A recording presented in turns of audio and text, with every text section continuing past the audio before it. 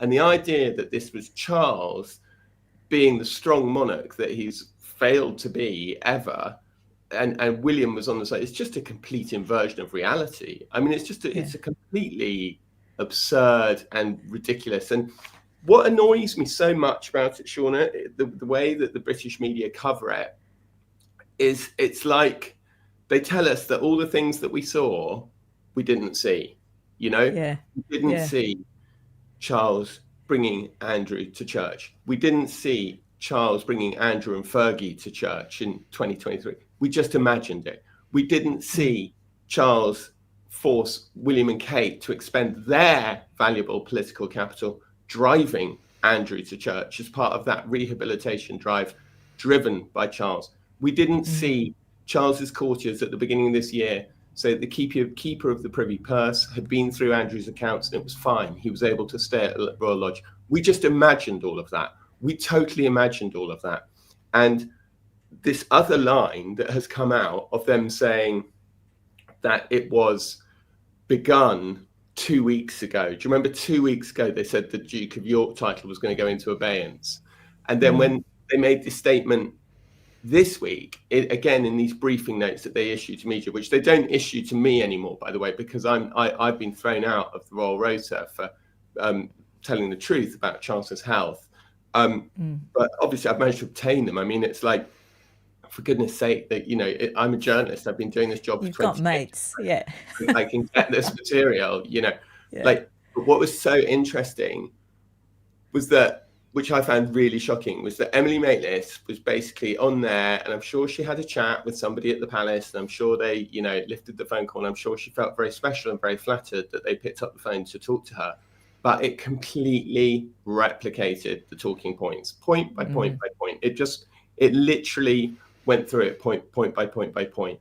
And even to the extent of this ludicrous correct claim that Charles did the thing that happened 2 weeks ago, i.e. put the titles in abeyance, was like step one. And they were always going to, I think what they said in the brief notes, it was never in doubt. It was never in doubt that step two was going to happen. I mean, again, it's just a complete inversion of reality. It's like we're being told not to believe our own eyes. It was very clear that they thought that they hoped and wanted that part one would be enough. You wouldn't, in any PR strategy, you wouldn't drag it out over 3 weeks. It's complete nonsense. And I was actually, my sources told me that on the day, told me that this was not, and that William had wanted it to go further at the beginning. William was completely right about that, and that it was Charles who hadn't gone far enough. And I was delighted to see my reporting confirmed in the Sunday Times this weekend, where Roy Nickar did actually get somebody at the palace to admit that, of course, what we saw with our eyes was correct. They wanted this solved 3 weeks ago. They didn't want it to drag on to today. Of course they didn't. Yeah, I was going to bring up that about the Sunday Times. I noticed that with Roy Nickar, and I knew that you had said earlier through sources that that was the case. I think you bring up a really good point about the fact that we're not supposed to believe our own eyes. I think everyone saw at the Duchess of Kent's funeral, we saw what happened. We saw William's reaction. We saw the distaste that he had for his uncle, and also the distaste that Catherine clearly had. It's crazy that they can think that by spinning these stories that we will believe them. Also, Emily Maitlis interests me because she seems like, most journalists throw a red herring in there just to make it seem like you're not just regurgitating Pella's talking points. They bring a little bit of personality. And that brings me on to the next thing I want to ask you about. In Andrew Lownie's book, he said something about Emily Maitlis, and he actually brought up about Laura Burns, who worked for Panorama in Ireland. And she did a lot of the heavy lifting when it came to the Prince Andrew story. They were obviously investigating it for Panorama. She, sourced sources, she verified things, she did a lot of research, her and her assistant, and they constructed a really compelling piece.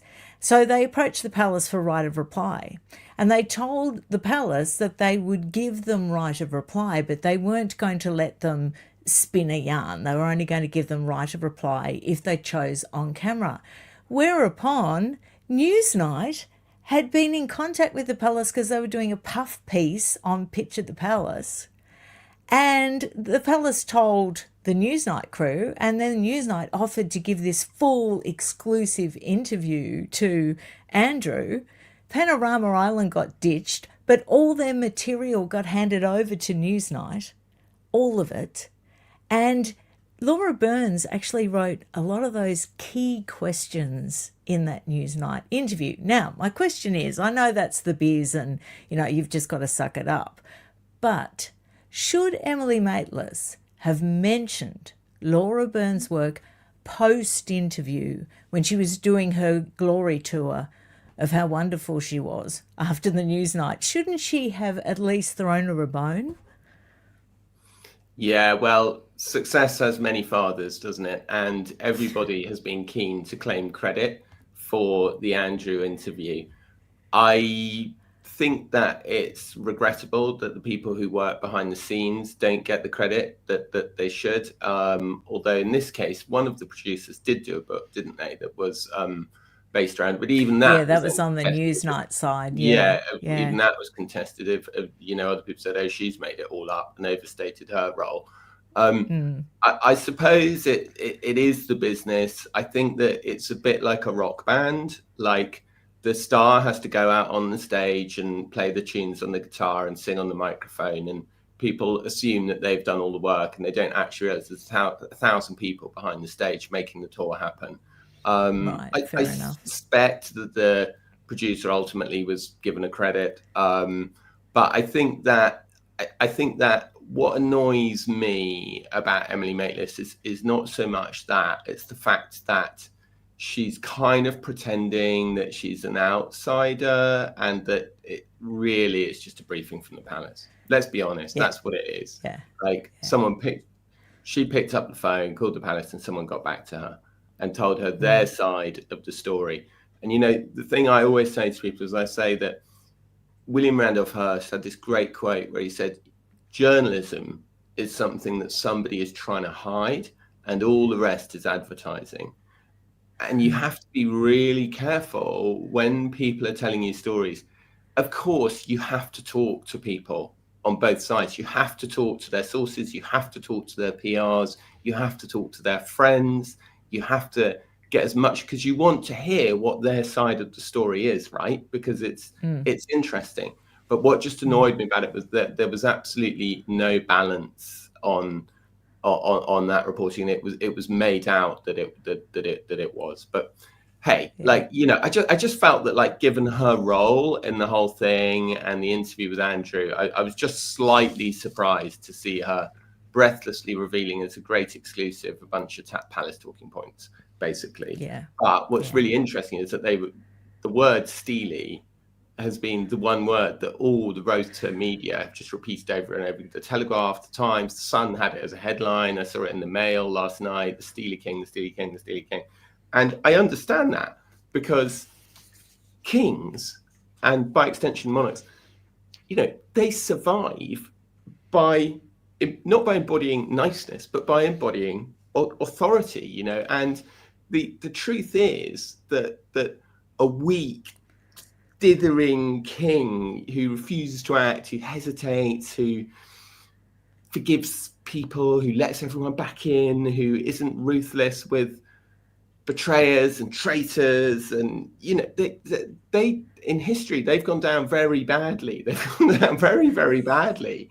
They're the people like Henry IV, right, who was amazing and kind of a really strong king, and people didn't like him, but at least the country was stable. And then his son, who I think was King John, was very, very weak, and the country kind of fell into rack and ruin, basically.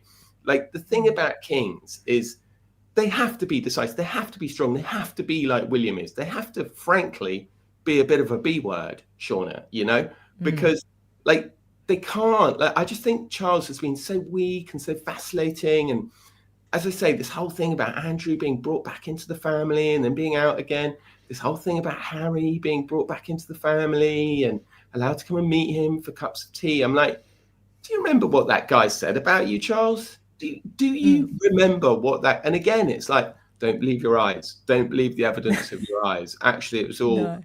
you know, and I think that Charles has massively misread and miscalculated. And I think also so I think it's partly a PR fail with Charles, but I think that also his character, he is not Mm. actually steely. And the irony Mm. is that the more you read this word steely, the more that Mm. tells you that's what they want him to be. But Mm. what he actually is the opposite of that. He's about as steely as a rubber band, in my opinion.